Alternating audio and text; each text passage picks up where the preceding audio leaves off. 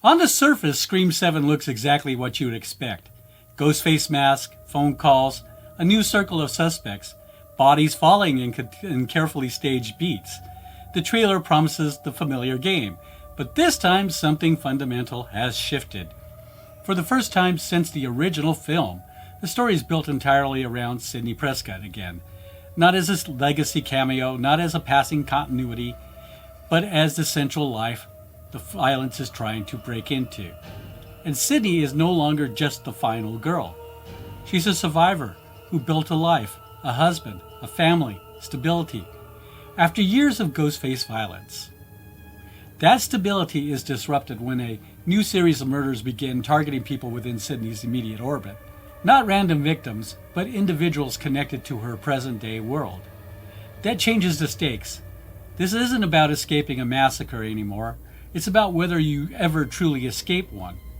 Earlier sequels ask, who knows the rules? This one seems to ask, what the rules cost you if you survive long enough. Hi, I'm Rob, and this is The Constantly Racing Mind. If you're new here, the channel breaks down sci-fi, horror, action-adventure, and prop culture. All the mechanics behind why these stories work, and why sometimes they don't. If that's your lane, subscribe and hit the bell so you don't miss the next deep dive.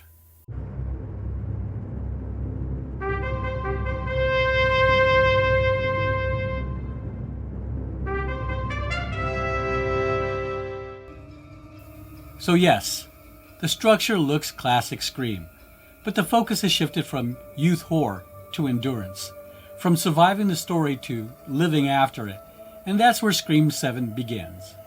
As the attacks escalate, it becomes clear that this Ghostface isn't just repeating the past.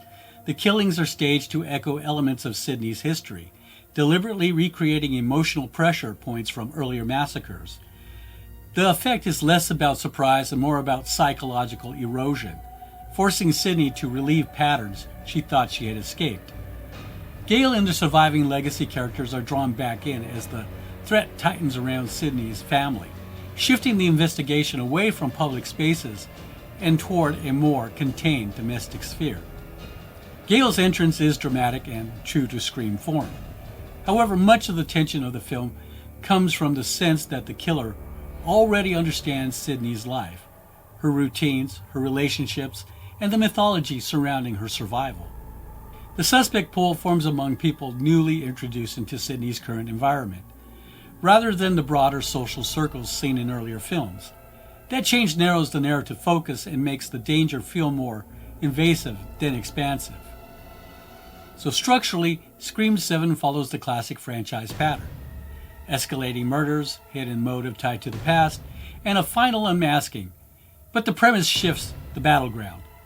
So yes, the structure looks classic Scream, but the focus has shifted from youth horror to endurance, from surviving the story to living after it, and that's where Scream 7 begins.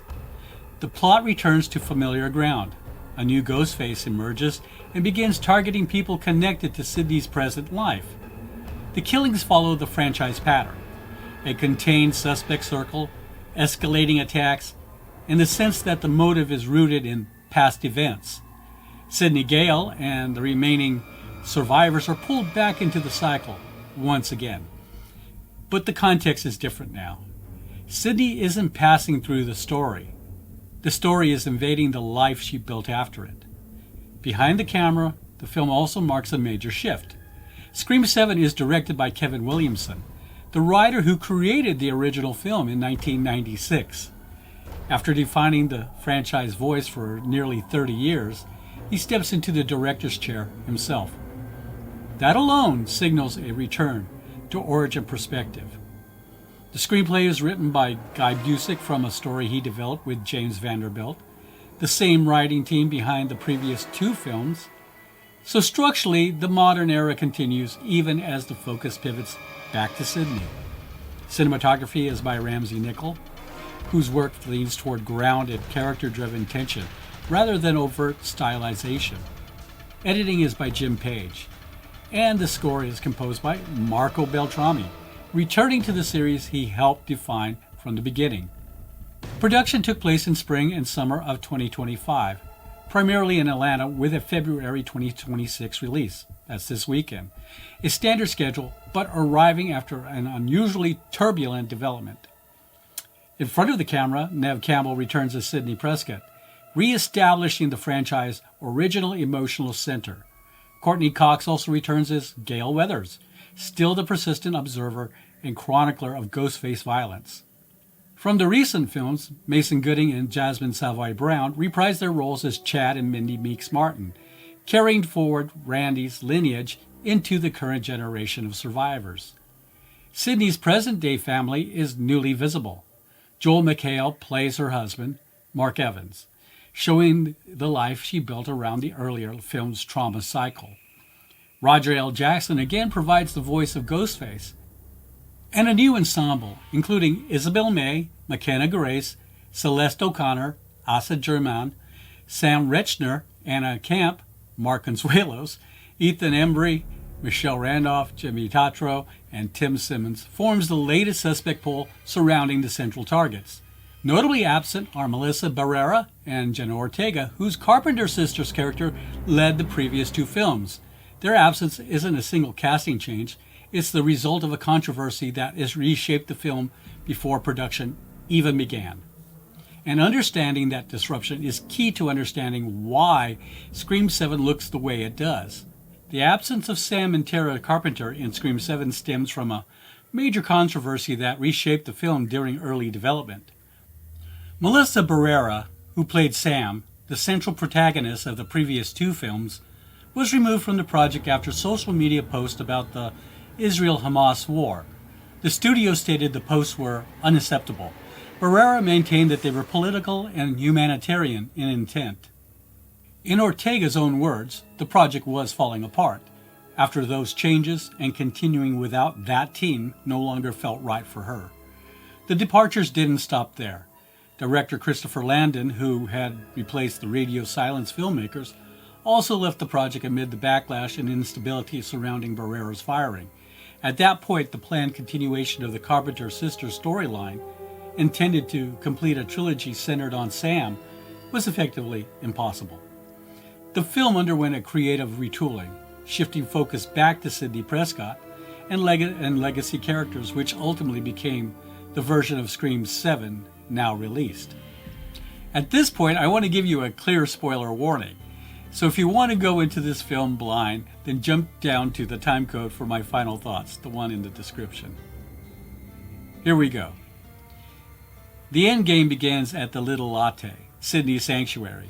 In a frantic sequence, Ghostface corners Sidney's daughter inside the shop. In a moment of extreme final girl training, Sidney actually attempts to guide Tatum via phone, instructing her on where to shoot through the walls to hit the killer.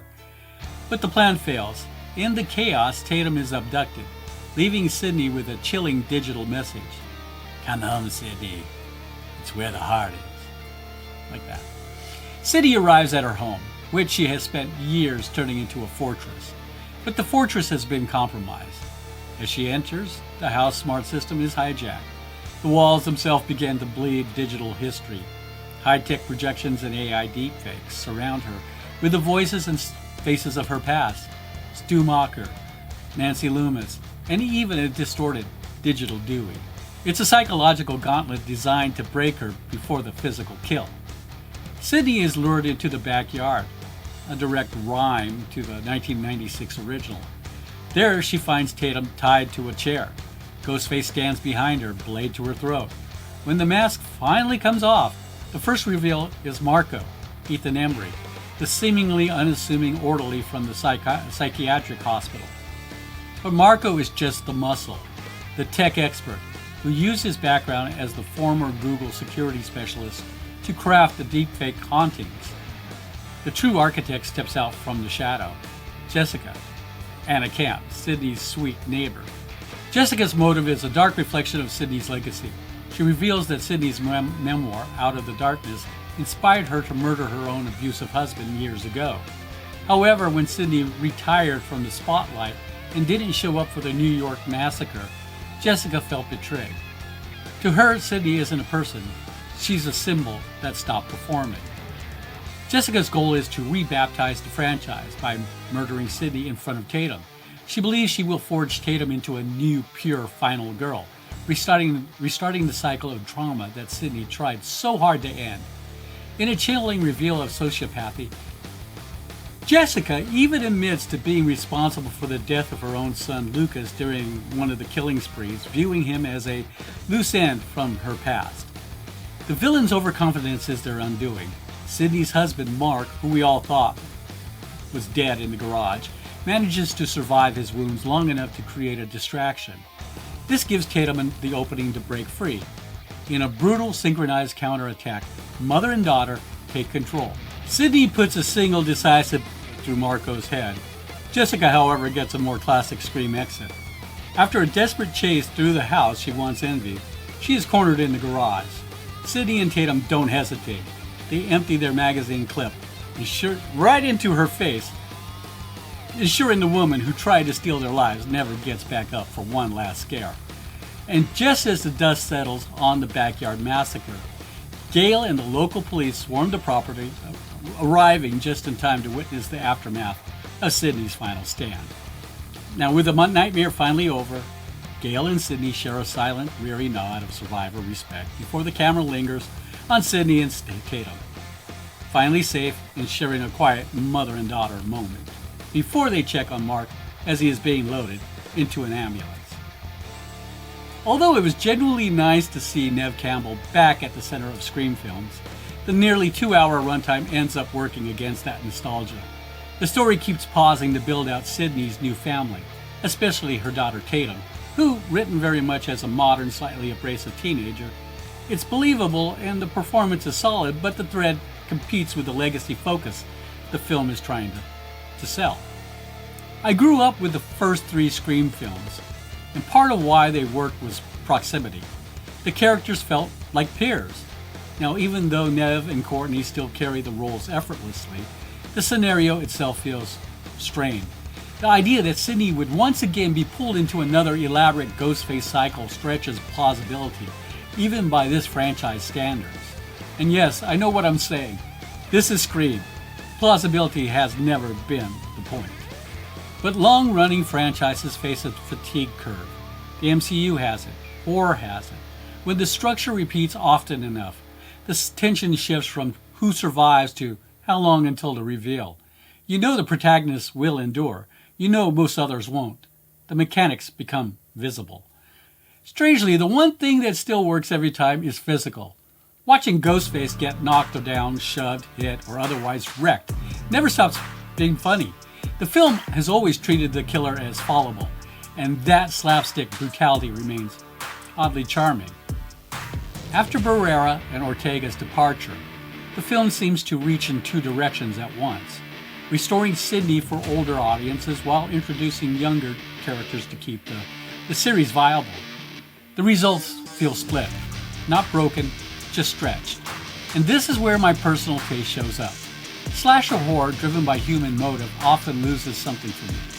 When the killer has psychological grievance or identity factors, the fear narrows. I tend to respond more to an inhuman threat. The soulless force, the predator, the thing that kills because it exists to kill. The shark, the xenomorph, the inevitability. So where does that leave Scream 7? For me, it lands right in the middle.